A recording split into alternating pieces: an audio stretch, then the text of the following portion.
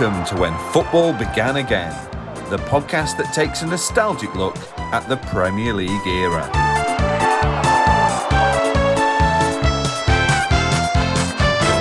Hello and welcome to episode 6 of When Football Began Again. Thank you for joining me for your weekly fix of Premier League nostalgia. On today's show, we are going to be covering the 1993-1994 season in quite a lot of depth with my two guests, Masai Graham and Stevie Gray. More on them in a little while. First, thank you to all of our new listeners joining us this week, having listened to last week's special with Harvey Hawkins, lots of Coventry City fans joining the show, and former Premier League star for Norwich City, Leeds United, Coventry City, Darren Huckabee. Darren Huckabee gave his seal of approval over on Twitter. Darren, if you're listening, mate, you're a legend. I'd love to interview you on the show. Thank you for listening.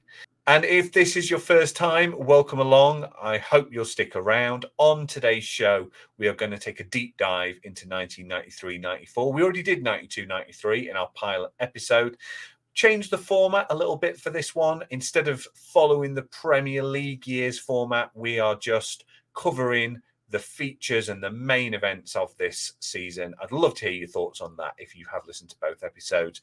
But if it's a season that you remember, lots of nostalgia to relive here. If it's before your time, and I know we've got lots of listeners who are listening back about seasons that they don't necessarily aren't in their living memory, we will be as informative and entertaining as we possibly can. It's a really funny show today, two really funny guests and lots of great memories. So a couple more admin points before we get going. Always good to start with the admin. I will be revealing who is the winner of the Premier League's greatest Argentinian from last week's vote. We'll be picking the favourite Antiguan and Barbudan in this show. And we do have a return of Play Your Apps Right, the game that lots of you seem to be particularly enjoying playing along. Get yourselves ready to play a round of that at the end of this show. This was recorded back in November. I was suffering from quite a heavy cold at the time. So if you are listening in particular, I do apologise for the late night love with Graham Torrington vibes I'm giving off. But other than that, let's get into it. Here is Stevie Gray and Masai Graham chatting 1993-94 with me. Let's be having you. Hello and welcome to When Football Began Again, the podcast that takes a nostalgic look at the Premier League era. Joining us today to discuss the 1993-94 season is comedian, double joke of the Edinburgh Fringe winner and Newcastle United fan, Masai Graham. Masai, how you doing, mate? Good, thanks. Good. How are you? I'm very good. And it's great to see you in you've got your retro t-shirt on. You've got a Newcastle United bucket hat on. You are fully branded up today. And also joining me, comedian. I still think multi-award winning comedian Stevie Gray, and also Oldham Athletic fan. Stevie, how you doing, mate? I'm good, Carl. How are you, mate? Yeah, very good. I'm not quite as kitted out as Masai. I didn't realise we were displaying our love for our teams today.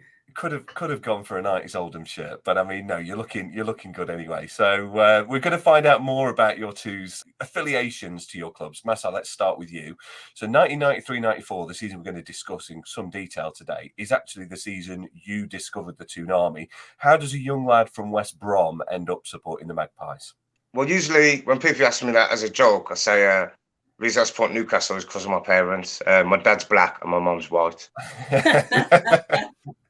Which is the truth, but they are black and white. But I use that as a joke. But the real reason was growing up, I wasn't really into football. But when I joined high school, I was sent to a high school where I didn't know anyone. Everyone was into football, and it was like a social thing. And I kind of fell in love with the whole beauty of football. Do you know what I mean? Before that, I would just prat about school, have a laugh. Comedy was my thing. Just writing stupid jokes, and nothing's really changed, has it? So yeah, we weren't really a football household. My dad was just supported black footballers. So he kept mentioning this guy, Andy Cole, and everyone at school was mentioning Newcastle, this buzz. No one supported them. So I was like, yeah, that's my team. I'm going to pick them. But then people at class would test me on stuff and I wouldn't know. And they'd be like, So we'd have the stickers, so I'd try and learn the players. And I used to think the players with the most exotic names are going to be the better ones. So like I had this sticker, Nicky Papavassilou, he's good, isn't it? And they'd be like, crap, he doesn't even know how good the players are. But then I started like going, in like Karate Kid or Rocky, that montage where they train. So for like 6 months, I'm there reading, staying up to watch Match of the Day. And then stupidly, the first time I watched Match of the Day, we beat Swindon 7-1. We battered them. The goals were amazing. And I don't think Andy Cole even scored in that game, but he played. And I thought, is it going to be like this every week? This is amazing. And I remember going into school the next day on a high. Yeah, Steve Watson scored twice. Robert Lee scored twice. Reeling everything up. Rule Fox scored the final goal. And yeah, that was it. That was the first time when I thought, now I've not just gone into mentioning, I follow Newcastle, being tested. I actually did the research and started falling in love with football and the team. So I wasn't into football at the time. So yeah, and of course, all of those players that you mentioned, the most exotic named back in the 90s when you had to pay by the letter for the names on the back of your shirts as well. So also the most expensive players. Stevie, what about you? How old were you when you discovered Oldham, and how does that kind of marry into this season in the Premier League, or these couple of seasons in the Premier League? I would have been about 5 when I started supporting Oldham. Now, me and my brother would live in Oldham and we're both born in Oldham, but we went to primary school in central Manchester. My mum's side of the family were big Man City fans. My dad's side are big Man United fans. Like football, contrary to Masai, who's massive in our house, it was everywhere, football. But both of those teams weren't great at that time. But then my granddad on my mum's side wanted us to go to Main Road and watch City. And then the other granddad, he wanted us to go to Old Trafford. And then my brother formed a breakaway unit. Obviously, glory hunting, wanting to go and watch Oldham. Plus, it was only a mile from our house, so it was brilliant. And when I was 5, the ground wasn't complete, so my mum could park up outside the ground and we could watch the games from the gate outside the ground. Wow. So we used to watch, she used to let us watch 5 or 10 minutes before bed if we ever played in the week.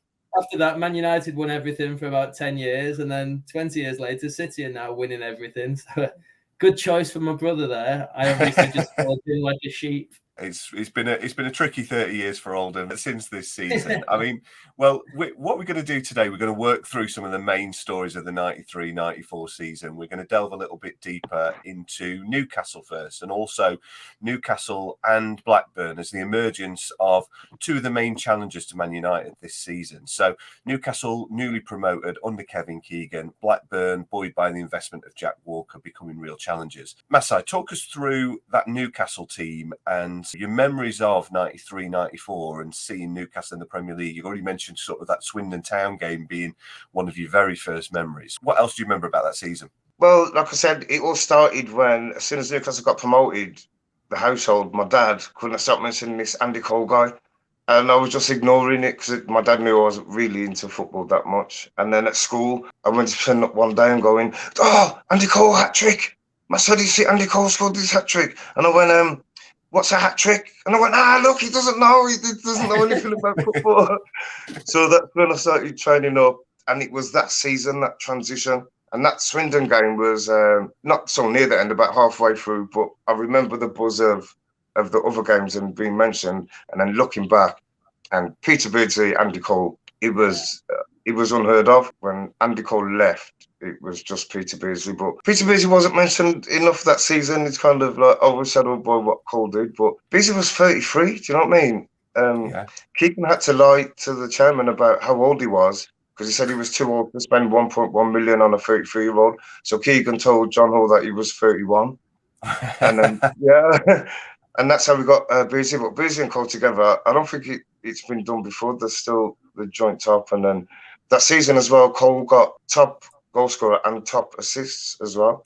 Well, I think it was joint top assists, but still, he was the first person in Premier League to get both top goal scorer and assist. Yeah. So I just remember the tail end of the season, finishing 3rd, and the hype of, what's coming next? And then it just got better and better, and it was like the perfect time to fall in love with the team. And then as we'll talk about that, there was a crash. But yeah, my memories were just, it was the year I fell in love with them. So it was a shame now looking back, I couldn't have been a fan from the start of the season, because I remember through that season going from not watching Match of the Day to watching Match of the Day, but watching it for like 5 episodes where I didn't even know what the score was, and then realising, you can find out the score earlier in the day on the radio, to then, you can start at the beginning of the match and follow it up, listen on the radio, the excitement. So I remember the back end of it more so than the first, of experiencing the goals and the excitement and watching Match of the Day and them going in.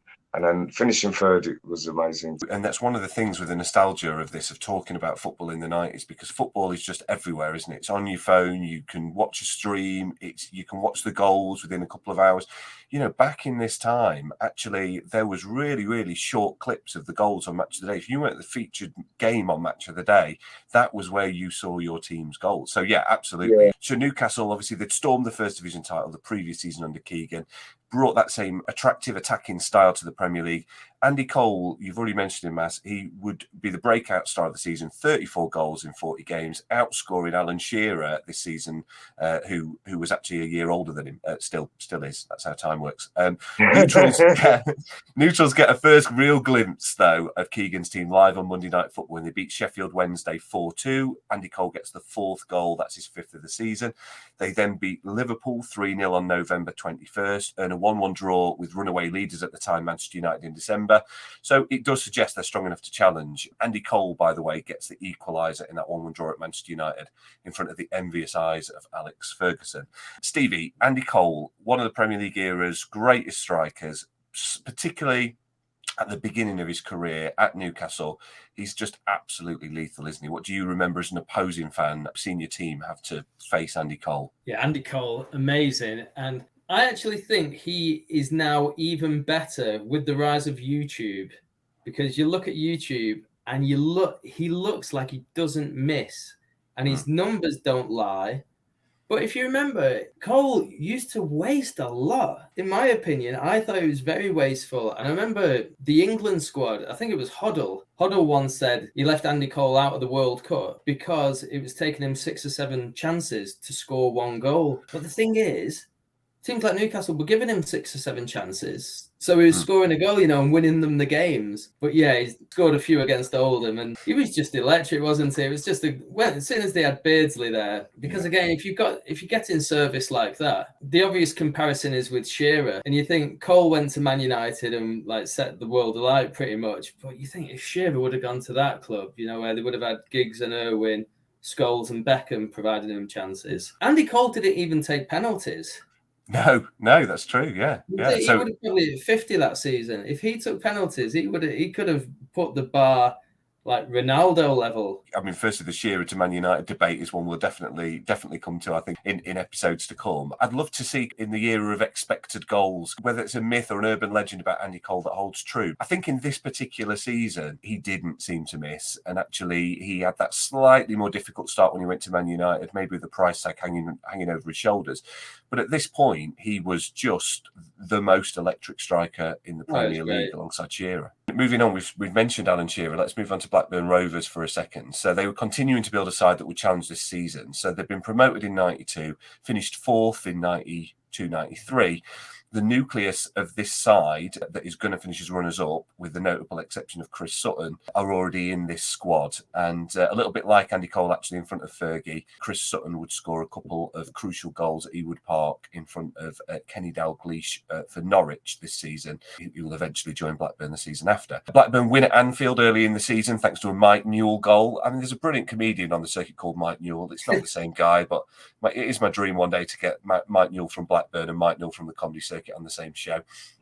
They had the chance to go top at home to West Ham, but lose 2-0. From there, Manchester United built a big lead at the top of the league for the remainder of 1993. And at this point, it looks like Man United are going to absolutely run away with the league. Alan Shearer is already looking a bargain at 3.6 million, even by 1993 standards. He finishes second to Andy Cole in the Golden Boot race. That number of goals would be enough to at least jointly win the award in every Premier League season except for 2017-18. Do you know who is the only player to have got more goals in 2017-18 than Alan Shearer got in this season? Drogba? Not Drogba, Stevie. 2017-18. What team is it? That's good. Liverpool. They give it away. Yeah. Oh, Shearer.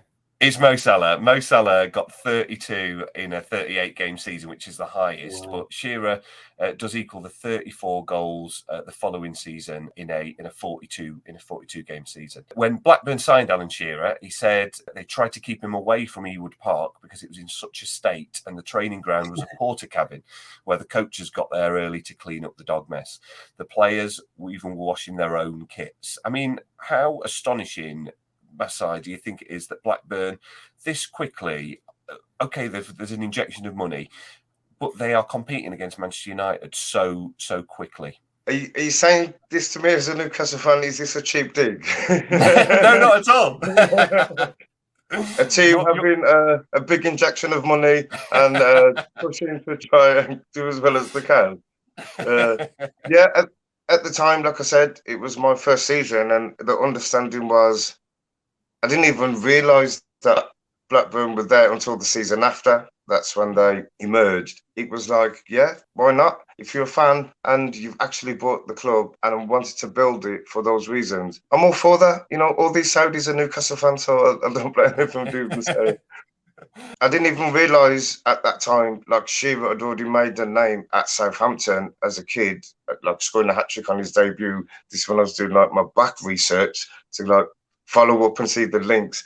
Because like, people would ask me, like, what team did you buy Darren Peacock from? I was like, oh, I don't know. It was QPRC, he doesn't know. This is a running theme of what I went, right, this is my team.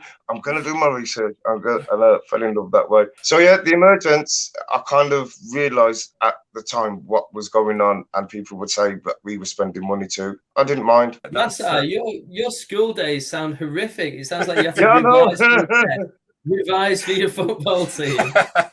Well, it only lasted 6 months, because when I did like my 2 weeks of montage research, I was untouchable then, and I really loved. I was doing over on a football website called Football Trivia, and I'm always throwing questions on there. I just love the whole of football now. So yeah, it was only a 6-month thing, Stevie, but it was very intense. I absolutely love that you've got a GCSE in Newcastle United, Masai. That's brilliant. Yeah, you are, more or less.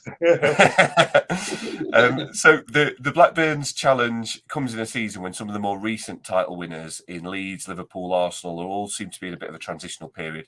They draw 1-1 with Manchester United on Boxing Day and put 7 consecutive wins together after that, going 3 months and 11 games unbeaten into the beginning of 1994. Alan Shearer says they're hanging on to the coattails of Manchester United and will give it their best shot, straight out of the footballing cliche handbook via whatever media training there was for footballers back in the 90s. Stevie, you've already kind of touched on this. Alan Shearer and Manchester United, it's always been an interesting relationship. Would it have been the 1993 equivalent of putting Haaland in the Man City team had he joined Fergie at any point in the 90s, do you think? Yeah, easily. Blackburn wasn't a million miles away from where I was brought up, and I went to watch them a couple of times. My father took me to watch Blackburn at Ewood Park, and it was a dump. There was like a stand missing, and like you say, porter cabins. That doesn't surprise me. But yeah, I think Shearer at that time was just unbelievable. He was so good, and you just have to look at the people he kept out of that England team, because you had like Ferdinand, Wright, who were both brilliant at that time. Sheringham was still doing well, but Sheringham could play with him. But Andy Cole was the big one. I think Wright was just coming towards the end of his international career when Shearer came on the scene. But yeah, keeping Cole out of the team, huge. But Shearer was just amazing. I would love to know shots per goal ratio for Shearer and Cole. But I mean, the other thing about Shearer, unlike a lot of strikers, was that he seemed to score any type of goal, didn't he? He could score from outside the box. He could poach them. He could put a free kick in. He was a brilliant penalty taker. He is just the all-time great, I guess, as a striker, isn't he? And he's going to fire Blackburn all the way to the title the season after this. Wonderful to watch. And as a neutral, it was great. Well, being in a school where most of the kids supported Man United, to have someone like that up front for the challengers, it almost gave us hope, which is all we wanted. We just wanted hope that Man United would lose one day. Oldham had got Ian Marshall. I remember when I was a kid, I was playing down the park with my mates, and back then it was like 96, and we met up with some other mates, and one run over going, "Oh, you've signed Alan Shearer? Newcastle have signed Alan Shearer." I ran all the way home to go and see if it was true, and I couldn't believe it, man. He's the all-time greatest in my eyes. Yeah, it is fantastic that he went back to his hometown club and played for Newcastle, and I know there's been a lot of debate about that, and we're talking about it at Manchester United, but he did have a fantastic career at Newcastle. He was and will always be a legend there, won't he? Oh, of course. Like I said, he went back. He said, and he even says to this day, if you could go back again, he doesn't regret it. Played for his hometown club over 10 years. He put his body through hell. He signed that extra contract when he was going to retire, but he stayed on. So, yeah, and then he broke the record. Always great. Even when he was coming to the end of his career and his legs were gone, he still had that instinct that put it in the box and he's there. He's going to somehow get it in. Yeah, amazing striker. So by late March, Blackburn endure a damaging 4-1 defeat to Wimbledon that's followed by a 2-0 win over Manchester United with an Alan Shearer brace to go 3 points behind Man United again. So at this point of the season, Man United had been really a long way clear at some points, but they've been pulled back in, particularly by Blackburn. Saturday, 16th of April, though, is where they really lose momentum. Man United lose at Wimbledon. Blackburn could have gone 3 points clear, having played a game more with a win on the same afternoon. Back in the days when all the games kicked off on Saturday at 3 o'clock, they lose 3-1 at the Dell. On the 24th of April, a late equaliser from Carl Reddy for QPR at Ewood Park means Blackburn are 2 points behind, having played a game more and with inferior goal difference. It's the night the title is lost, perhaps not mathematically. The 2-1 defeat at Coventry means United win the league for a second year, having not kicked a ball to do so, and we're going to come on to that shortly. So Manchester United are crowned champions. Newcastle finished third, with a lot of admirers along the way, and not just in West Bromwich. There's a 7-1 win against fellow promoted side Swindon Town in there as well, as we've mentioned. So Masai, I've always said if I could have handpicked a team in the 90s to support rather than having Tottenham thrust upon me, I think it probably would have been Newcastle. By the end of this season, you've done all your research for your GCSE and Newcastle United. You've been watching them, and so going into 94, 95, just how besotted with both Newcastle and football are you? Yeah, it was like that first year, it was my transition period, and yet I'll never have that honeymoon period again. And it just got stronger and stronger. But yeah, looking back, some of the players, Scott Sellers, I didn't even realise he's the guy at Wolves buying all the players. He's like the top man at Wolverhampton Wanderers. They're going, Sellers out. And I thought, that can't be the same Scott Sellers. So I checked, and yeah, he's the guy at Wolverhampton at the board who controls player signings. How bizarre is that? Yeah. But yeah, when I watched Match of the Day, he'd be hitting the ball from like 30 yards into the top corner. I used to think that all the goals were going to be like this. It's just crazy. My mates used to say, your team's full of Liverpool rejects, because we had like Keegan as manager, Barry Venison was there, Mike Hooper in goal, Peter Beardsley, obviously. So my Liverpool mates were like, you're relying on all our reject players. And I was like, I'm just getting into football. I didn't realise all these players played for Liverpool. Do you know what I mean? But when I got my first sticker book the next season after, when you go to the pages, underneath, it would have their former teams, like career path, how old they were. So it's like, wow, this is proper good research material. This is all in one book. So yeah, who else did we have? Pavel Srnicek, he was a hero, because all my mates would go, man, if you had a better goalkeeper, you wouldn't be like conceding so many goals. But it was like, well, we're scoring more than double everyone else, so it's okay. But he was a great shot stopper, but on certain things, gosh, oh, bless him. Mike Cooper, I thought, was dreadful, because he was past his time. I didn't really appreciate him growing up, because I didn't really see his career. And then we had John Burridge as well. He was 42 at the time as a backup keeper. Andy Cole, and I'll never forget getting off the bus at school and one of the year sevens going, you sold Andy Cole to Man United. I was like, shut up, you idiot, because I went to bed early that night, didn't see news at 10. Back then, you don't have the internet or a mobile phone. And I went in the shop and I turned over the paper, and there he was holding the Man United top. I love it. You seem to get your news sources from people just shouting at you. Yeah, I know. This was Twitter in the 90s. That's amazing. Yeah.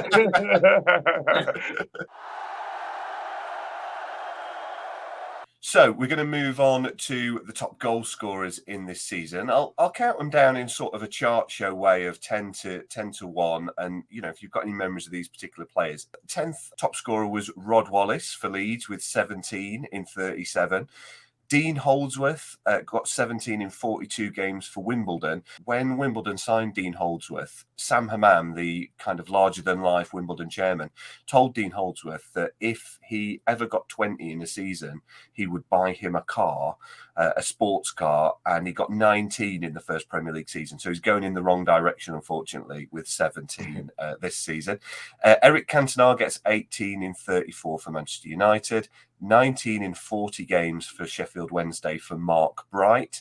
We've touched on him a little bit. The 6th top goal scorer in the league is Peter Beardsley with a fantastic 21 goals in 35 games, which is just fantastically prolific, and plenty of assists in there, as you've mentioned, Masai. Ian Wright gets 23 in 39. Matt Letizia, 25 in 38. Incredibly prolific, again, for really a player who isn't really an out-and-out striker. Chris Sutton, who Blackburn Rovers will be casting their eyes over the following summer, gets 25 goals in 41 for Norwich City.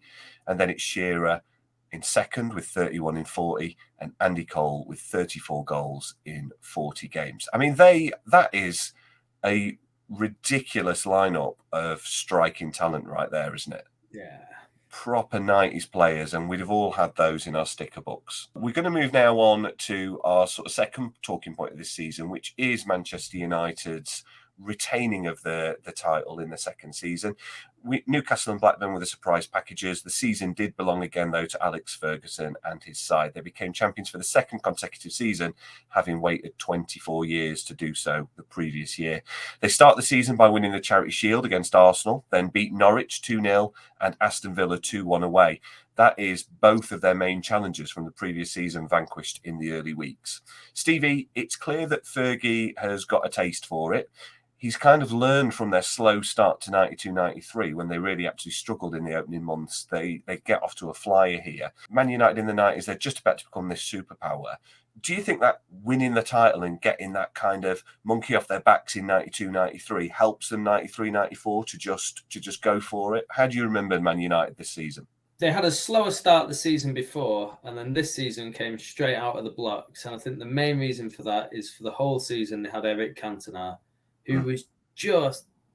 I hated him, and I'll gladly say that on camera. I could not stand that Man United team. Lee Sharp with his little bands on, Roy Keane acting like the hard man, Giggsy with his good looks and his Reebok adverts. I just could not stand them. Dennis Irwin used to play for Oldham, left us, broke our hearts.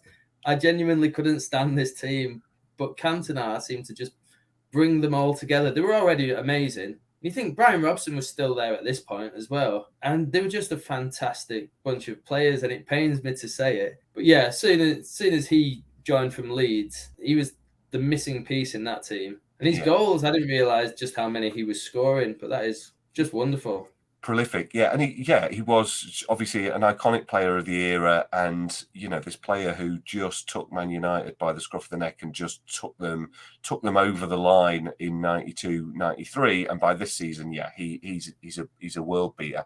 There are a few defining moments in the first half of the season for Man United. The first defeat of the season comes at Chelsea on September the 11th. It's a Schmeichel mistake that leads to Chelsea's winner. Cantona hits the bar, so even then it's narrow. They don't actually lose the second game of the season until 6 months later, and it's actually against Chelsea again. They will get their own back in the FA Cup final later on this season. They go on to put 8 consecutive wins together, beating Arsenal 1-0 in the top of the table clash. Most of the wins are quite narrow, none of them more so than on November 7th when they find themselves 2-0 down to Manchester City and come back to win 3-2. And there's a glimpse of that kind of modern, flowing, fast-attacking football on display that they'll obviously become known for in the 90s. After 13 games, United are 11 points clear. On Boxing Day, they draw 1-1 with Blackburn. There's a nice interview with Batty and Ince talking about having a really good battle in the middle of the park and sort of kicking lumps out of each other. Obviously, 5 years later in France, they're going to be brothers in arms once again, taking penalties against Argentina. So we'll not mention that too much. Masai, at this stage, it seems clear that nobody can touch Man United, even with Newcastle and Blackburn putting in a really good challenge. Do you remember, you've mentioned your school days and probably there being lots of Man United fans around. did it just seem clear that Man United were going to win the league at a canter? Were they this kind of evil superpower that Newcastle were trying to take down? How do you remember Man United in this season? Yeah, it was like guaranteed. And it was going through the phase of understanding from the season before. I didn't realise that they hadn't won it for ages. And the fact that Fergie had such a bad start, I was just getting into stuff. But that season, it felt like inevitable is the word. I remember people going, Chelsea, the only team to do, Chelsea did the double over you. And I would say, what does that mean? He doesn't know. So, so when you said like Chelsea beat them again, I didn't know what the double meant. And I realised, wow, to beat Man United twice in a season sounds like this massive achievement. It was already drumming into everyone's head over that period that this is going to happen. Yeah. And like you mentioned, Cantona, didn't realise the season before at Leeds. Cantona, by the way, first person to score a Premier League hat-trick. Just that in there. He almost went to Sheffield Wednesday from Leeds. So he went Sheffield Wednesday. They didn't give him a proper trial. They'd done a trial game on AstroTurf. There's a picture of him with his Sheffield Wednesday top on going onto the AstroTurf pitch. It was a behind closed doors game to give him a trial, but they didn't fancy him and they heard there was trouble. That's crazy, isn't it? He could have gone to Sheffield Wednesday.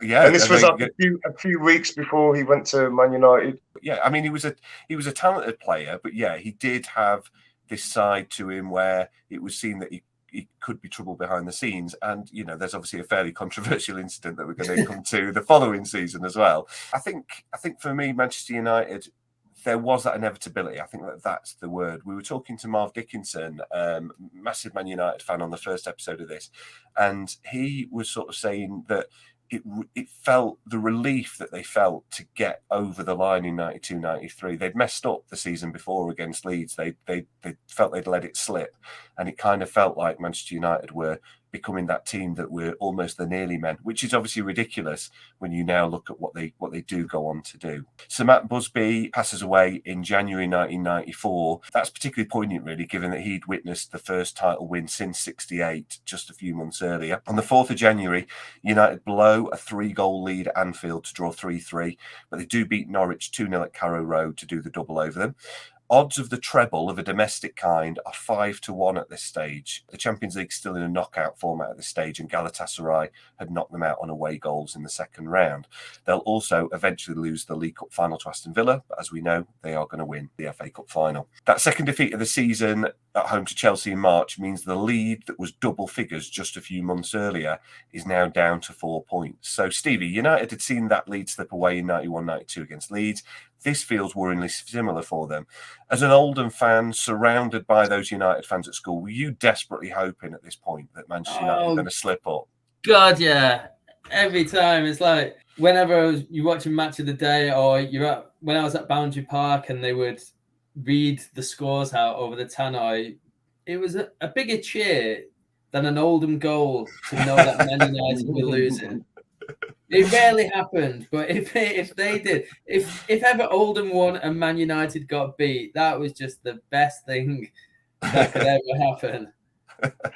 Yeah, I just never could see United losing at that point. It was just, it was madness. I remember I used to go around the markets of Manchester, and this was at the time, like the Hacienda time as well. So you could either buy fake Man United home kits or the replica, like acid faces, you know. You couldn't escape it. It was everywhere. And yeah, I would have prayed. I would have loved for them not to have. Almost Kevin Keegan, like, I would have loved it. I would have loved it if they would have got beat.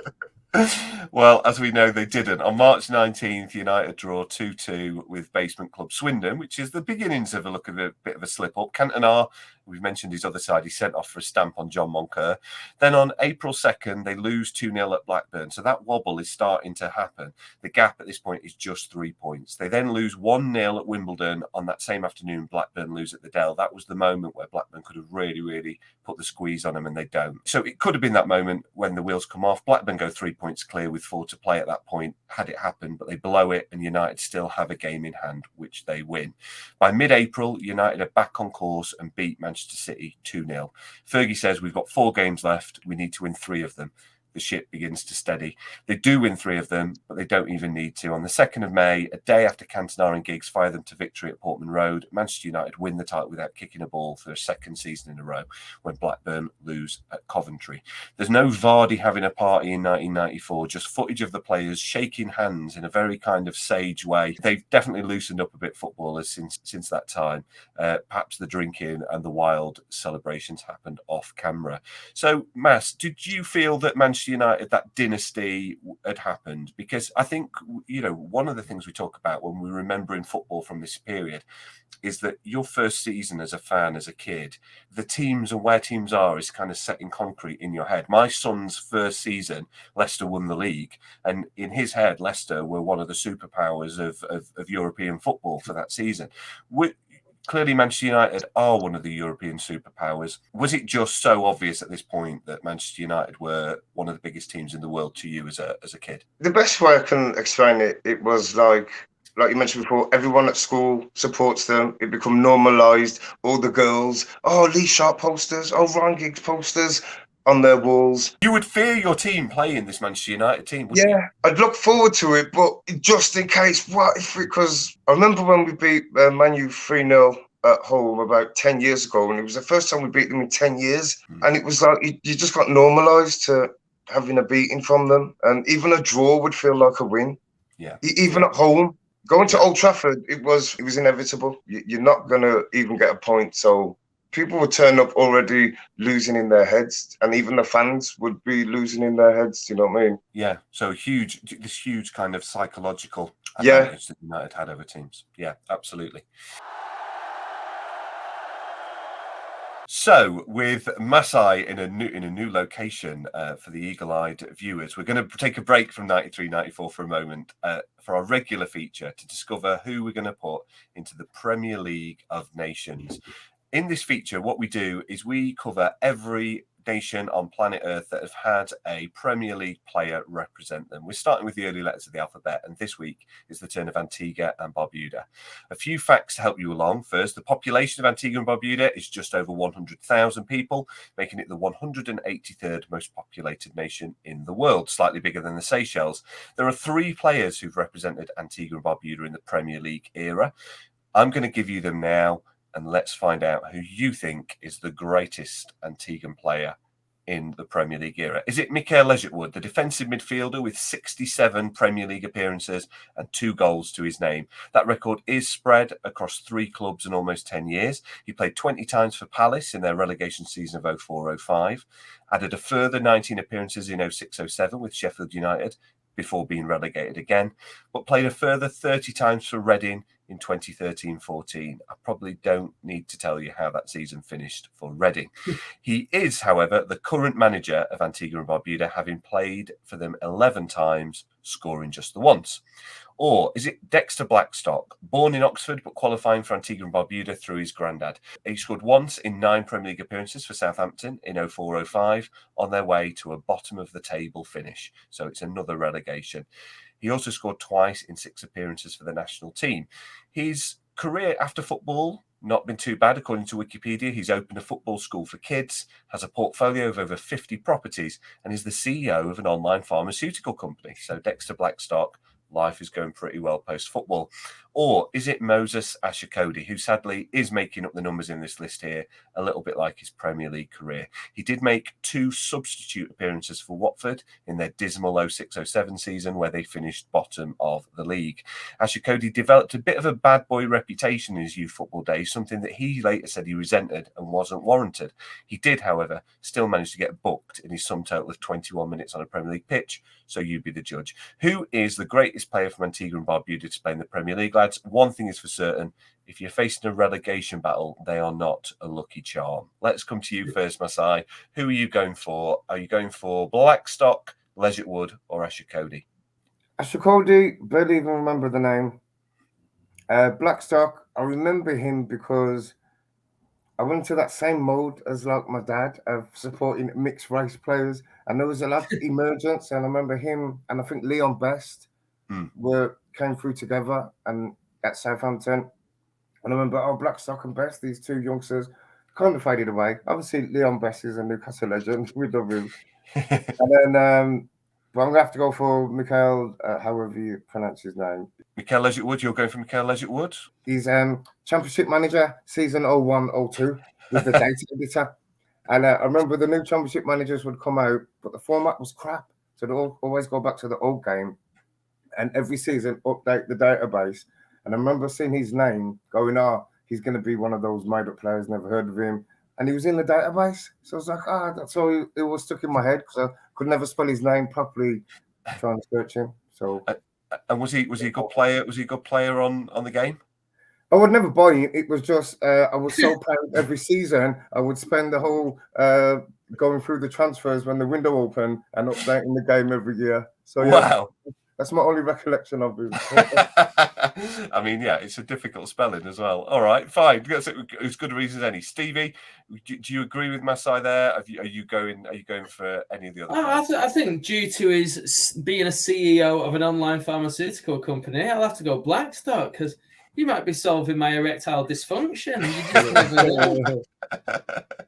But out of the three, I think Dexter Blackstock, he's the one I knew when you mentioned them all. I was like, Dexter Blackstock. But then I couldn't remember him playing in the Premier League. I remember him QPR and Forest and also being a bit of a journeyman. But yeah, who was it? Southampton. Yeah, so he played Southampton, and he did have a decent career. Obviously, it was outside of the Premier League Premier League games. So, but just the 9 Premier League appearances he actually made. But yeah, a decent pro who had a good career. Okay, and you said Mikhail, he had what, 60 yards, 67? 67, and again, quite a few games I think there in the Championship as well during that period. His are spread out across 3 separate seasons in 10 years. So yeah. Okay, I think you'd have to go Mikhail for the Premier League, but overall, I'm going to go Dexter Blackstock just for the drugs. We're going to put this out on Twitter. Oh, sorry, Matt, go on. I said, apparently, rumor is that he holds a lot of his drugs to himself. Yeah, they call him Dexter Backstock. I'm here all day. And that, ladies and gentlemen, is the preview of the Edinburgh Joke of the Fringe 2023. Okay, we're going to move on to the relegation battle now. And sorry, Stevie, that does mean relatively heavy involvement for you and Oldham. But there's a wider thing here of its impact on managerial changes. So in 92-93, the opening season of the Premier League, only Chelsea parted company with their manager, whereas this season there are quite a few more. Predictably, it happens quite a bit at the lower end of the table as well. Peter Reid is first, sacked by Manchester City. He's sacked by Manchester City, where he's actually been in charge for 3 years. He signs for Southampton as a player. That feels like something from a bygone era to me. And you know, he had a 43% win record at City as well. Masai, I've tried to work out what the modern equivalent of this would be. I came up with Scott Parker losing his job at Bournemouth and then immediately signing a 3-year deal with Nottingham Forest. I mean, if that was to happen in the present-day Premier League, how do you think that would happen if someone who's moved into management laced up their boots again? Crazy. Like I said, you're talking of relegation. I didn't really understand until I got into football that, okay, this is how the league works. 3 teams finish at the bottom, go down, and the teams go up. And I was just getting familiar with that. And so I would always associate that first season, teams like Oldham and Swindon, that, oh yeah, they're shit. How did they even get into the league? And no, honestly, so I didn't know the build-up. So I would always look at those teams as always being crap, not understanding that they built their way up to get there, and that every season 3 teams have to get relegated. So it sticks in your head that first season that you always look at those teams as being the ones that went down. But yeah, I think it was Hoddle was the only understanding of a manager also being a player. Yeah, and Hoddle, well, so in this season, Hoddle has joined Chelsea. He's brought Swindon up actually as player manager. Chelsea do have the struggles. I mean, basically, Coventry, Southampton, Liverpool, Ipswich all change managers, as do Everton. They bring in Mike Walker from Norwich after Howard Kendall resigns. With them in a relatively comfortable 11th place, they will be dragged into the relegation battle soon after this. Most of these sides have made the changes, are threatened with relegation. Meanwhile, 3 men who do keep their jobs this season are Dave Bassett, John Gorman, and Joe Royle, all managers of the three sides that go down in Sheffield United, Swindon and Oldham. So it's interesting that the teams that did change managers seemed to pull away, whereas the teams that stood by their man got dragged and eventually relegated. Do you think, Stevie, this maybe sets up a bit of a blueprint for future years, sack the manager? And do you think an iconic manager like Joe Royle at Oldham would still survive a season nowadays if they were in a relegation battle? I see what you mean. It's the new manager bounce is what I believe they call it. And you see a lot of clubs doing it now just to try and cajole the players into playing for the new manager. And I suppose it might work, but Joe Royle, he was in charge of Oldham for 12 years. Before him, we had Jimmy Frizzell. He was in charge for 12 years. Since then, in the 28 years since, we've had 35 managers. Wow. Of which 6 were John Sheridan. So he keeps coming back and back and back and back.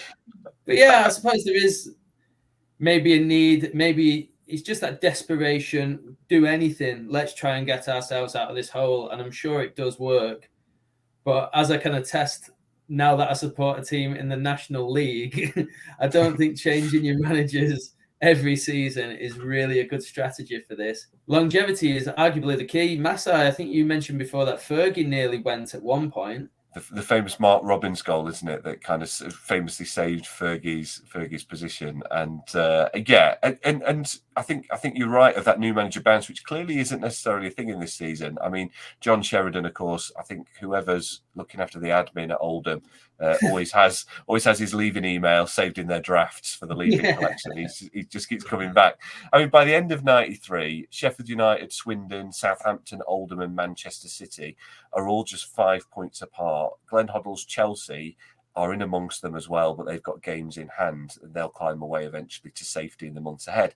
Sheffield United only lose twice in their last 13 games, including a famous win at Anfield, but they draw too many and give away crucial leads in their final 2 games at Oldham and then on the final day at Stamford Bridge, where they actually lead twice. Sheffield United this season, it's a late brace from Mark Steen, including a goal in the final minute, which sends them down. A draw would have been enough to keep them up at Ipswich's expense. And Sheffield United, after this, that last-minute goal puts them down. They won't be back again in the top flight for another 12 years. Swindon Town are a team we've actually covered on this show in some detail. They're never cut adrift, but they're also kind of never really in it either. Insult to injury for Swindon on the final day of the season, in the last minute, where Leeds get a 5th goal, which is the 100th goal that Swindon conceded that season, which is still a record to this day. But Stevie, we've kind of talked about the other 2 relegated teams. Let's talk about Oldham. They performed miracles at the end of the previous season to stay up, winning their last 3 games. On the 2nd of April 1994, they've had a decent run. They're actually just 2 places and 3 points above the drop zone with 8 to play. So they're by no means comfortable, but they're out of it. They don't win another game, picking up just 3 more points. Did they just run out of steam at the end of that second season in the Premier League? For me, it was the FA Cup semi-final, last minute of extra time. Oldham are beating Man United 1-0 at Wembley. Mark Hughes scores an absolutely outrageous volley, which I can never not see, and I hate it. It was the worst possible. Everyone says it's one of the best goals of the 90s, but I cannot stand to watch that goal. Even when you said we were going to be talking about Oldham and possibly the relegation, I had to go back and just watch some of the goals, and that one came up, and I felt the dread. But after that match, we obviously got battered by Man United in the replay. And then it was almost like the wind was taken out of our sails. But I think if we would have held on and got to the final of the FA Cup, momentum in the town and just the spirit would have kept us up. Yeah. And like the new manager bounce, when everyone's excited about something, I think the players would have been playing more for the club. And yeah, I think we would have survived at a canter. I think we probably would have finished above City and Chelsea. But you can't go on a run of games where you're not winning in 8 games and expect to stay up. Yeah, and that, as you say, took the kind of air out of the balloon, really. I mean, in the end, Oldham lose 2-0 to Spurs. Chelsea beat Sheffield United 3-2 to send them both down on the final day. as a result of that, Everton, Southampton and Ipswich all survive, and it's quite a famous kind of season for Everton surviving. Everton have drafted in Mike Walker, who has taken Norwich to miracles the previous season.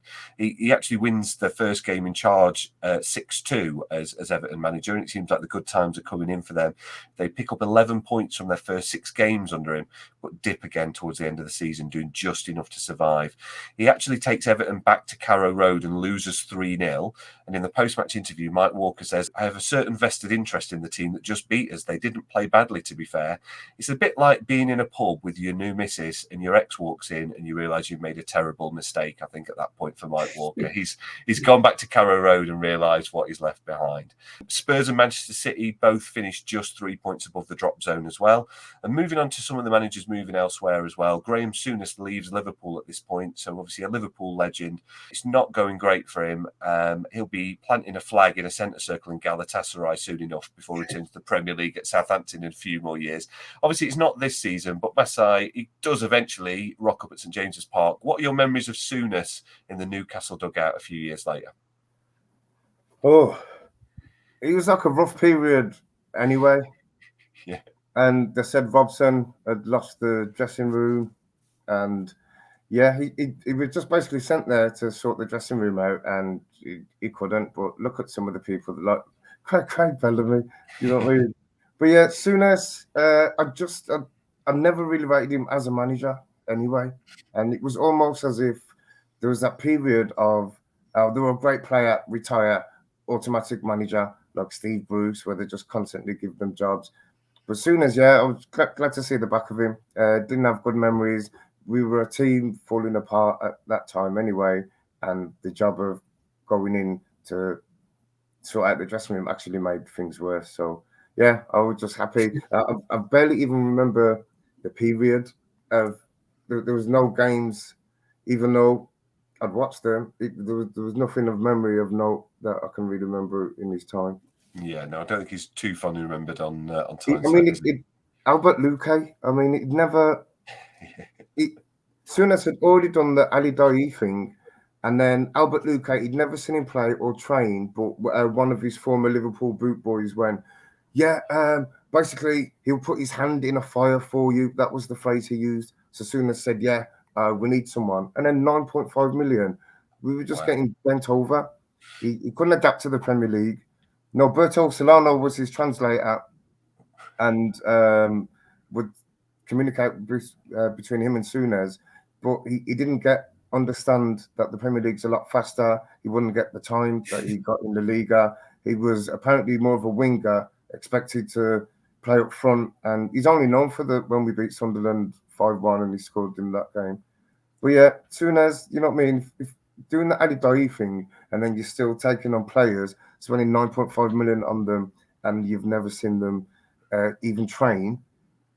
You know what I mean? Yeah. Maybe he could have actually put his hand in a fire, and maybe that is what he For 9.5 million, I would do the same. Can't play football, but what is this? More of a Britain's Got Talent trick. World Cup winner Alan Ball also becomes Southampton manager. In his first interview, he's asked if he thinks they're good enough to stay up. He readjusts his flat cap and says, "Don't be daft, of course I do," in the most northern way imaginable. And indeed they do, with the goals of Matt Letitia largely to thank for that. Stevie, much like Alan Ball, you carry off a flat cap with style. Which Premier League manager would you most like to see bring it back to the touchline? I've seen Pep wear it a few times. He often will be seen in a flat cap, but he's just a very good-looking man. I saw that there's an image of Ten Hag, the Man United manager, in a flat cap, and he looks the spit of. Do you watch Ted Lasso? You've seen it, Coach Beard from Ted Lasso, and it's so I can't get it out of my head now. I think with the flat cap, I was wearing it before it was popular, and then Peaky Blinders absolutely ruined it for me for years. So the last thing I want is for like Pep or Frank Lampard or someone to try and make it cool again. I'm now riding the wave of it going out of fashion. As these things tend to. Yeah, that may Alan Ball probably wasn't the first era of it coming back through, but yeah, it's a good look. Okay, we're going to come on to the goal of the season now, and it's not actually as rich a season as some of, but here are your contenders. There's Jeremy Goss, who, to use a technical term, absolutely twats one for Norwich at Ellen Road. So a lovely volley before meeting the ball on the run. There's Matt Le Tissier against Newcastle. I mean, Matt Le Tissier could have had his own competition in this for a few seasons. This one involves him taking the ball almost from behind him, knocking it past one player, over the head of another, and then side-footing it into the bottom corner. Ian Wright, I've shortlisted as well with a goal I don't actually remember seeing too often before against Swindon, where he sort of chips the keeper from about 30 yards out off the post. It's almost Henry-esque for a future Arsenal legend. It narrowly pips a goal he scores earlier in the season for me. He scores a couple of crackers this season, Ian Wright. And then there's Matt Le Tissier again, who lines up a free kick but gets his teammate to nudge the ball. He flicks it up, then volleys it in like he's the best player in a Year 6 playground kickabout. Absolutely bonkers. What was your goal of the season, lads? Is one of those goals your goal of the season, or was there another one that you would like to put forward? Let's start with you, Masai. We said Matt Le Tissier could have his own top 10 goals of the season. Matt Le Tissier could have his own top 10 goals of the season just against Newcastle. Southampton was our bogey team. He was our bogey player. I remember one game we were winning 1-0, and then with 90th minute, and then they won 3-1. He would score goals from anywhere just against us, but he was everyone's favourite player. He just made it look so easy. Of the two that he got in there, Le Tissier, the donkey kick, free kick one where it's lifted up, is just sublime. But the one against us, it's ridiculous. It's like Gaza-esque before Gaza did it, but with an added back heel flick over as well. Yeah. It was just incredible. But there was another goal. I forgot who scored it. The reason I forgot who scored it, it was just a piece of skill from David Rocastle that I'd never ever seen before in my life. I'd never seen it in my life until, because don't forget, this was the season of my transition. The Ian Wright goal I'd never seen before. The Mark Hughes goal you mentioned, I think, was that in there? That was vicious. But the piece of skill from David Rocastle was so sublime. I even forgot it was the best assist that I've ever seen in my life. It was. So if you've not seen it, man, look at I forgot who scored the goal, but the David Rocastle assist. We'll put a link to the goals of the season in the. I remember the goal you mean, Mass. It was amazing. He kind of turns between two players, doesn't he? Yeah, but it's like he rolls the ball back and forward twice without taking his foot off the ball and just bamboozles two players, turns them, crosses it in, and like I said, I only seen it this week when you sent the link, and I think I just watched that bit about 10 times, going, "Oh my God, how has he done that?" So yeah, I'm gonna go for Efan Akoku just because he was the first player to score 4 goals and he did it in Premier League in the Premier League match, and he did it in that match. And yeah, I always loved Efan Akoku, man. So yeah, I'm going for him just for that. But actually, aesthetic wise, he's got to be the Le Tissier one against us. Okay, good reasoning, Masai. What about you, Stevie? So that season, I know you say you don't think the goals of the season were that great. I think it's a cracking year for the goals. Like you said, that Newcastle match that Le Tissier scored the goal in, the other goal he scored in that match was just phenomenal.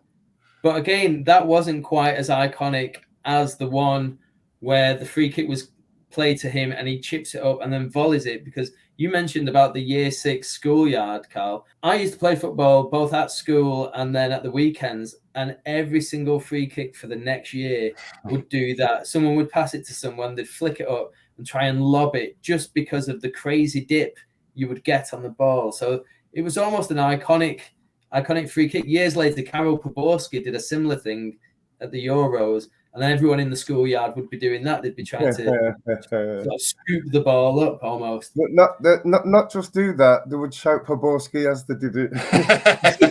What everyone at our school did. It was against Croatia in it, Euro 96. Yeah, it's the law. You have to shout Poborski if you try that. But you mentioned like Le Tissier being almost Gaza-esque. I assume you're talking about the Gaza versus Scotland goal where he bounced it over Colin Hendry. Ian Wright scored a very similar goal. I think it was against Everton earlier in the season where he did the same. But that Letizia one, that's what I think is going to get my vote on this. Letizier's crazy one against Newcastle where he gets it from behind him. And then I never think he has that ball under control at any time. And I think his lack of pure pace means he's just able to get to the ball at every moment in that. And then at the end, where he should absolutely welly it, he's probably so knackered, he ends up doing that tiny side foot and it like rolls into the corner. But above all that, all around the ground are adverts for Street Fighter 2, which was just I remember that kept getting showed every week. And then by the end of it, my mum was like, "What do you want for Christmas?" And it's like, "I want Street Fighter 2."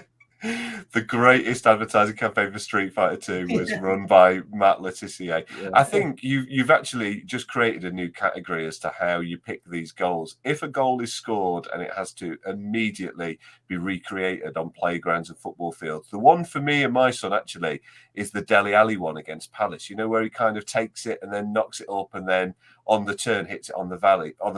The amount of times when me and my son have tried that at the park, we play double points for that when we're doing crossbar challenge if you can do anything resembling Dele Alli. So they're great reasons for those two goals. Yeah, it's similar to the Steve Bergwijn debut goal as well. Yes, great one against Man City. Yeah, that's and then whack. What a way to introduce yourself. Yeah, that if kids are recreating your goals on playgrounds across the country, then you know you've scored an iconic goal. You mentioned Ian Marshall before. We'd replicate him by kicking the ball on the school roof.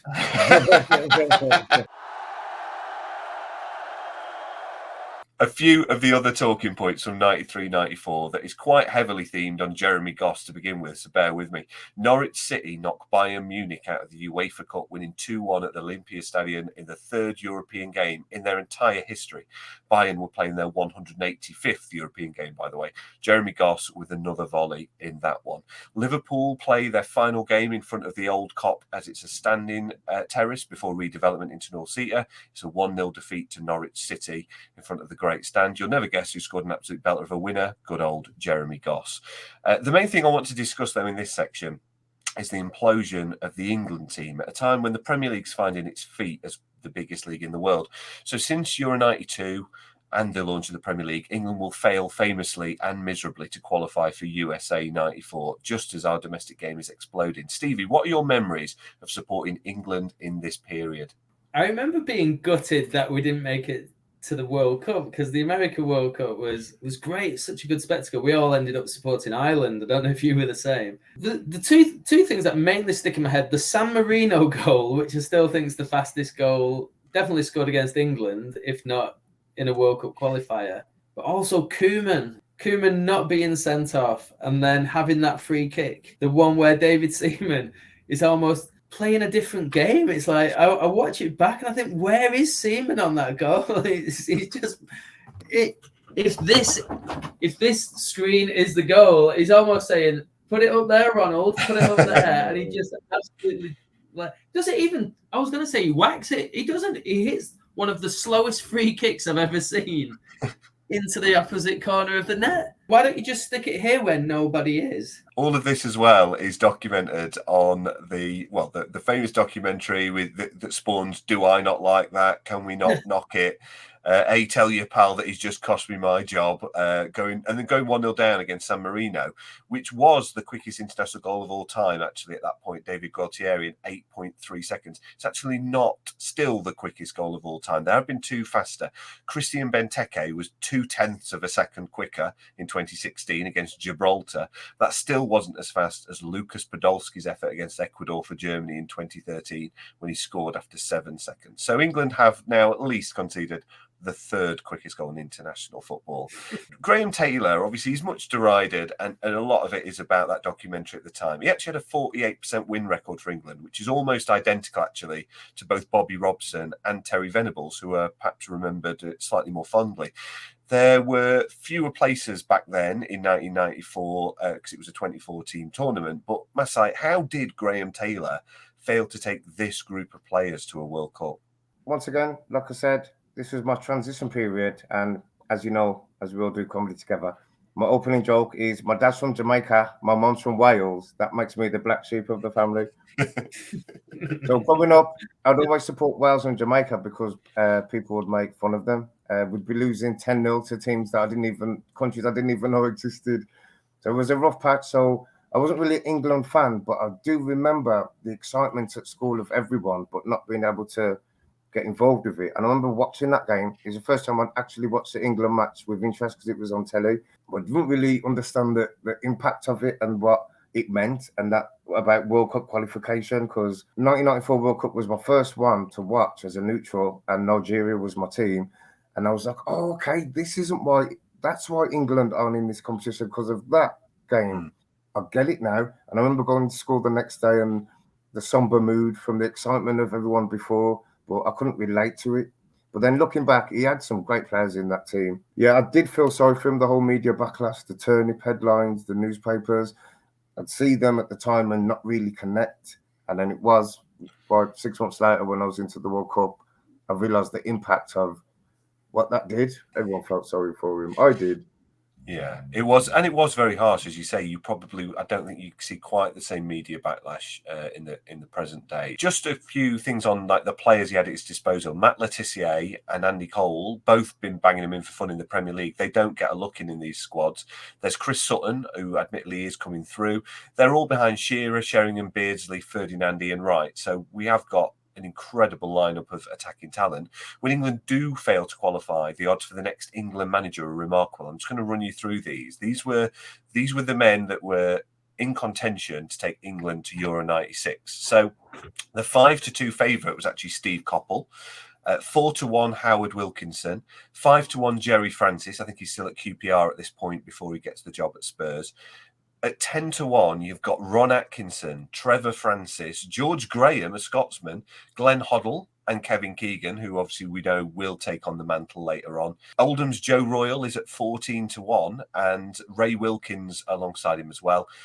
Bobby Robson to return is 20-1, and Mike Walker, who'd presumably have asked Jeremy Goss to stop playing for Wales and discover his English heritage if that had have happened.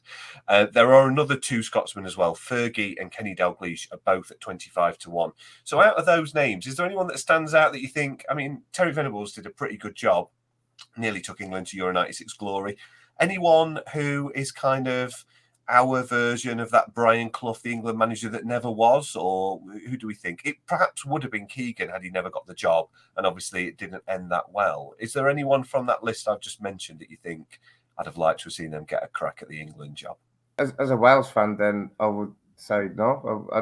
I'd never want to see England succeed. I know that sounds bad, but when you're rooted in it from a childhood, I've never celebrated a England win. And then Wales, England, this World Cup. I'd never thought I'd see the day. Do you know what I mean? Taking all the bashing. So for me, no one. It would have been fun to see Fergie, but he always said that was the one job he'd never ever take as a Scotsman. Yeah. Stevie? Yeah, I think Fergie or Dalglish, if I wanted us to actually attempt to win something. Ron Atkinson was going through that phase where he was wearing the glasses of a second-hand car salesman, which is really funny because whenever like Villa would play Chelsea, do you remember Stamford Bridge? They used to have cars parked behind the goal. Yeah. So what is now the Matthew Harding stand and the Shen did have like car. When he was on the touchline, he almost looked like that was his lot. You're absolutely right, because Ron Atkinson at this point is pretty much just a Frank Butcher impersonator, isn't he? But he's got the big sheepskin on and so on. And I think, and the funny thing about this is there is actually an interview on Premier League years where Martin Tyler is saying, you know, do you cultivate this image, Ron, with the big chains and the kind of the tan? And he gets really annoyed with Martin Tyler in a kind of Brian Clough way of going, no, that's you, that's the media. So actually Ron Atkinson felt that this was cast upon him rather than something he did. I think there's enough evidence out there to suggest that Ron Atkinson probably was a bit of a wheeler dealer, and you know, I think all the better for it. Incredibly, Terry Venables, who does take over the England job in January 1994 and also ignores Le Tissier as well, does get the job. Cole and Fowler do get a bit more of a look in during that era, but again, Le Tissier does not make his England debut under Terry Venables either. So we're beginning to wrap up the season now, and Eric Cantona is PFA Player of the Year. Andy Cole is Young Player of the Year, and of course, they will soon be teammates. I'll take you through the kind of Team of the Year, and let's see if anyone stands out. So in goal, it's Tim Flowers for Blackburn. At right back, we've got Gary Kelly for Leeds. At left back, we've got Dennis Irwin for Manchester United, with Gary Pallister and Tony Adams as a centre-back partnership. Gary Pallister, this is actually his 5th time on this list, so a very popular player in the end of season Team of the Year. Paul Ince, Gary McAllister, and David Batty make a pretty combative midfield 3 with plenty of goals in it, but we're not going to need to worry about goals because up front we've got Alan Shearer, Eric Cantona, and Peter Beardsley, who also appears for a 4th time. There's 2 notable absences there for me. Let's see if you both agree. Letitia and Andy Cole. I mean, winning the Golden Boot and Young Player of the Year, not getting in ahead of perhaps Cantona and Beardsley. Any players from this era that's missing from that? I mean, it's a pretty formidable team. What do you think, Masai? Yeah. Did you say Beardsley was in there? Beardsley's one of the front 3. There you go. That's all you need. He's the only Newcastle player that makes it. There are 3 Blackburn players in Batty, Shearer, and Flowers. What do you think, Stevie? No Oldham players, unfortunately, made the list. No, sadly not. We had Irwin. Irwin played for us at one point. I think going back to Andy Cole, to score the most goals and have the most assists to win the Young Player of the Year award and not make the actual Team of the Year is, I feel quite sorry for him with that. But I suppose Tim Flowers is the goalkeeping equivalent of Andy Cole. Luckily, he's made this team, but he was in the era of David Seaman, and it's almost as if, well, if David Seaman would have been there, we would have gladly have taken him and said, thank goodness we had Tim Flowers at that time. But no, I was quite glad to see Tim Flowers in net there. I can't kind of agree with that. You look at some of the players that aren't in there, like Roy Keane was just coming of age, so to speak. So, yeah, I'm kind of happy with that team. It's interesting you say that about Tim Flowers. Maybe there is a parallel universe where Andy Cole is top goal scorer at Euro 96 and Tim Flowers saves penalties against Germany and we go on to victories. But yeah, there's some cracking players there. The final table, Manchester United win their 9th championship title and 2nd Premier League title by 8 points in the end, with 92 points from 42 games. They're followed by Blackburn and Newcastle, who qualify for the UEFA Cup. Then it's Arsenal and Leeds, with Wimbledon in 6th, followed by Sheffield Wednesday, Liverpool and QPR, who finished 9th, having been London's top club in the Premier League's first ever season. Villa and Norwich, the previous season's main title contenders, finished 10th and 12th respectively.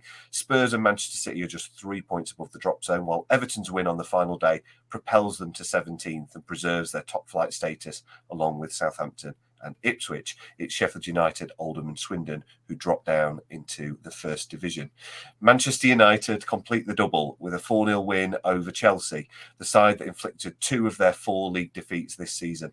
Aston Villa prevent a domestic treble by beating United 3-1 in the League Cup final. In Europe, AC Milan beat Barcelona 4-0 at the Olympic Stadium in Athens to lift the Champions League in a match refereed by Englishman Philip Don.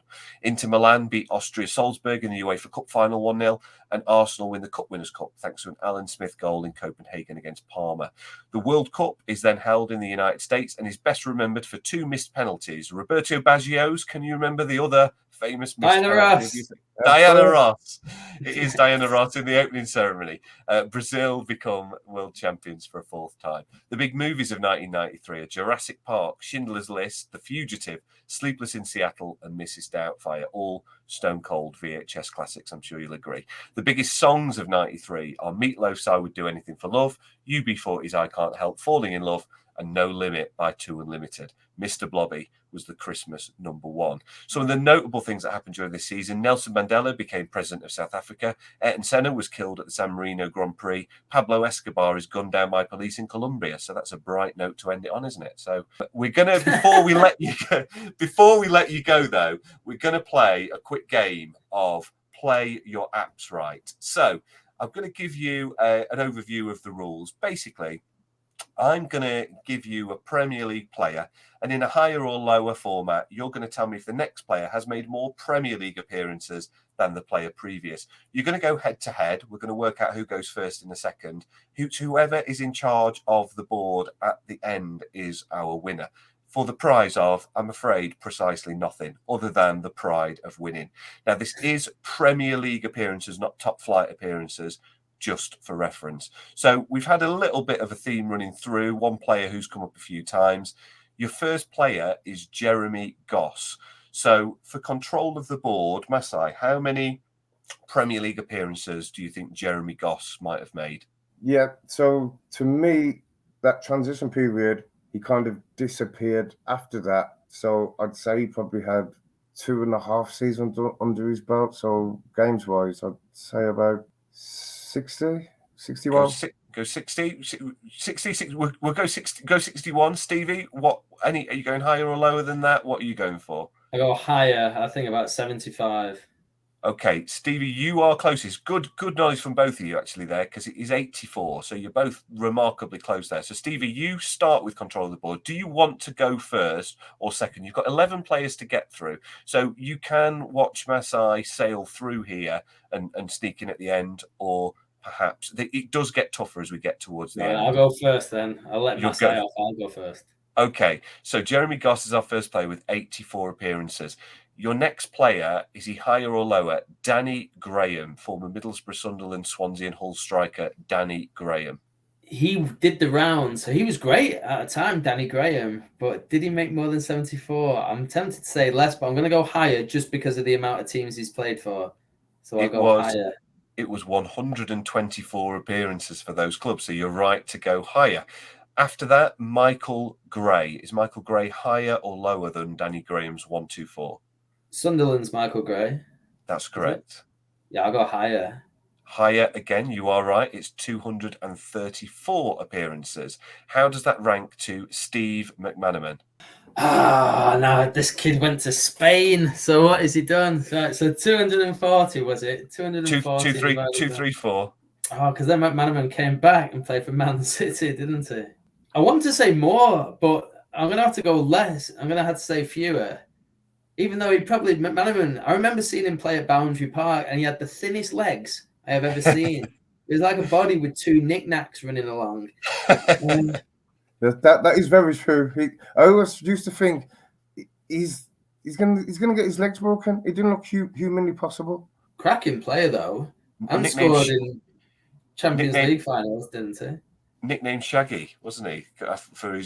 Because of that tall and thin, looked like a Scooby-Doo character. I'm going to have to go fewer, even though it's probably more. I'm saying fewer. You are wrong to go fewer. It is higher. 275 appearances. So control of the board switches to Masai. So Masai, Steve McManaman, 275 appearances. How does Matt Letizia rank against that? Higher or lower? No, come on, gotta be higher. He was a one season, one club man. And Southampton didn't get relegated in that period. So I think I know he had injuries here and there, but yeah, he's got to be more than that. It's actually just slightly lower, 270 appearances for Matt Letizia. And of course, he's in the Premier League 100 club in that period as well. We switch back to Stevie. Stevie, Jason McAteer. Is Jason McAteer higher or lower than 270 appearances? Remember him at Liverpool and Blackburn? Did he play for anyone else in that? There's a couple more clubs in there. there. Bolton? He did. I'm going to go higher. Jason McAteer is actually lower, 156 appearances. The other team you missed was Sunderland. So we're back to you, Masai. So Jason McAteer's 156 appearances. The next player is Samuel Eto'o. How many appearances did Samuel Eto'o make? Was it higher or lower than Jason McAteer? Yes, it's got to be lower, isn't it? It is lower, 35 appearances for Chelsea and Everton, scoring 12 times. So stick with you, Masai. Mickey Quinn, a Newcastle legend. Mickey Quinn, did he make more or less Premier League appearances than Samuel Eto'o's 35? Oh, it's got to be more. It is more. 64 appearances for Coventry across 3 seasons, scoring 25 times. Incredible goal-scoring record there. So we stick with you. We are 3 from the end, Masai. You've got control of the board. Emerson. This is the Middlesbrough midfielder, Emerson. Did he make higher or lower appearances than 64? Well, he had his explosive season, and did they get relegated the season he came when Ravanelli, Juninho, Emerson period? I'm sure, was he there for 2 seasons or 1? Obviously, you can't answer that because you're going to give away information. I'm pretty sure he jumped ship when they got relegated. So Yeah, he would have only about done 2 seasons then. What number are we on? 64. I'm probably going to say just less. It is less. 32 appearances, all of them coming in 96, 97, and Middlesbrough were relegated. So how does that rank to Kevin Prince Boateng? Did Kevin Prince Boateng make more or less appearances than Emerson's 32? He was at Tottenham for a few seasons. Was that Harry Redknapp period, didn't it? Where he just by random players I'd never heard of, who turned out to be pretty decent. More. It is higher. 36 appearances for Spurs and Portsmouth, which means, Masai, you take control of the board going into the final question. It basically means if you guess this correctly, you are our winner.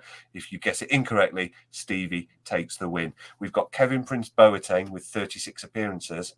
How does that rank against Raymond van der Houw? He was just mainly backup, but there was that period where he was in goal for quite a while.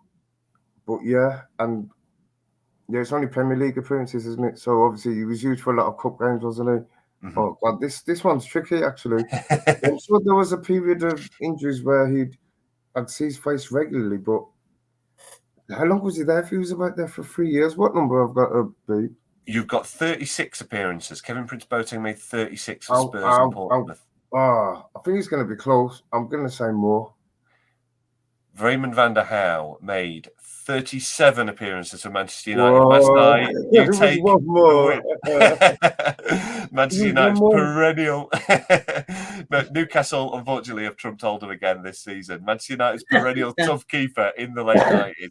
He actually did make enough appearances to grab a medal in 2 of their 4 title wins during that period.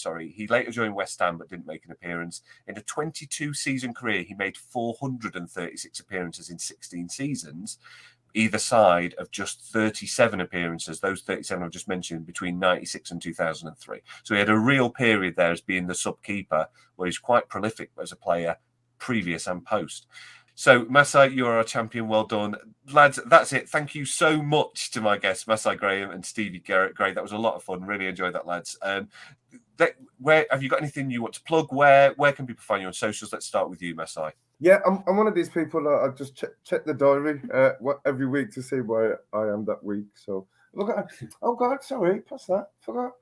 Leicester Comedy Festival in February. How stupid.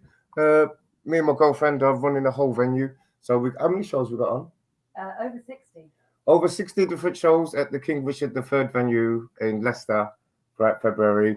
What have we got on? Oh, we've got me doing 101 naughty jokes and the one-liner show. We've got the Monster stand-up show on every night during the fest. And I can say this even though you can't, Masai.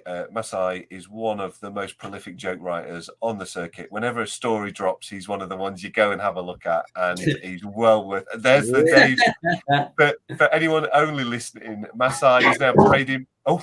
Masai is now parading his 2 Dave Joke of the Fringe, one of the most, if not the most prestigious award within the comedy industry, and Masai has got 2 of them. So highly recommended to go and see him in action. What about you, Stevie? Yeah, I sadly don't have awards like that. I could get a 5-meter swimming badge out if needed. But you can generally find me gigging all over the UK. I'm based in the East Midlands at the moment, where I run my own chain of comedy clubs, Flat Cap Comedy. But yeah, if you look me up, Stevie Gray, all future tour dates will be on there. Thank you both so much for coming on, and I'm sure we'll have you back on in future episodes as we go through the Premier League years. But thank you, lads, for joining me today. Thanks for having us, man. It's been a blast.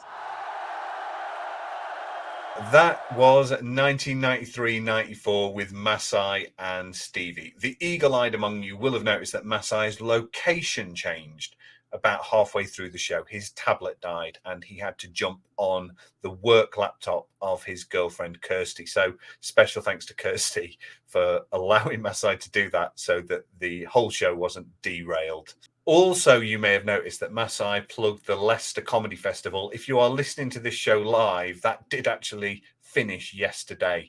So not ideal. This was actually supposed to go out a couple of weeks ago. However, if you are listening to this and you want to go see Masai live, he is at the Edinburgh Fringe Festival. He's taking no fewer than 7 shows, pretty much all the shows he mentioned at Leicester and more, from completely clean jokes to some of the darkest jokes you will hear. He is a formidable joke writer.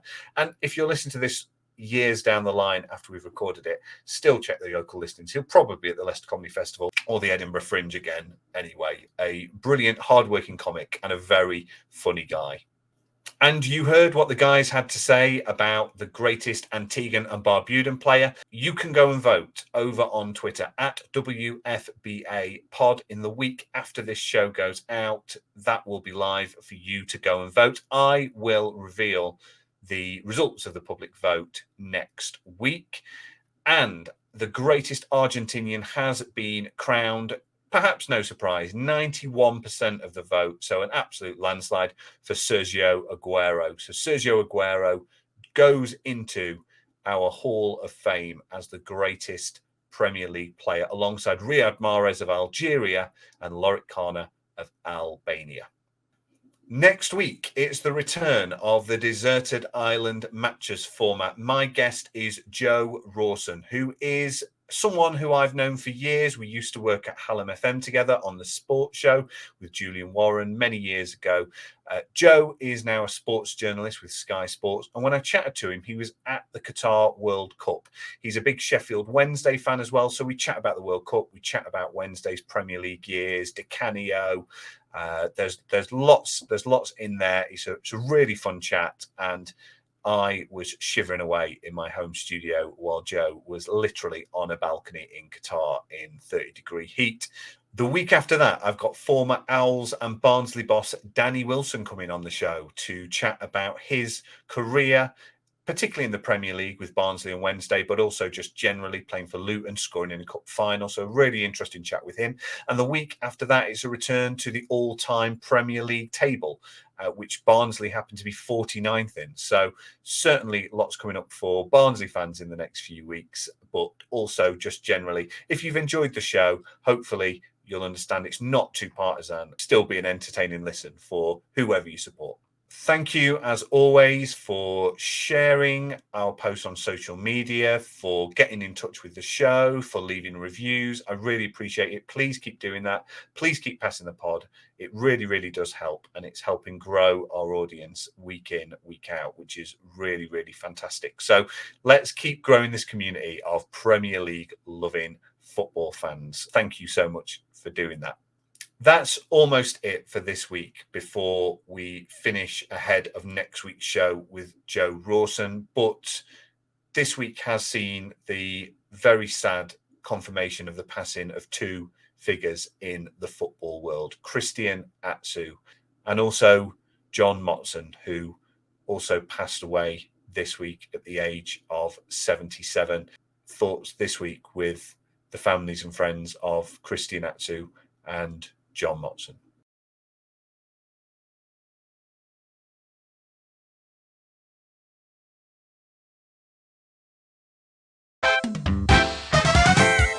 Thanks for listening to When Football Began Again. Join us again next time for another slice of Premier League nostalgia. In the meantime, subscribe, leave us a 5-star review, find us on socials, and spread the word with all your Premier League loving mates.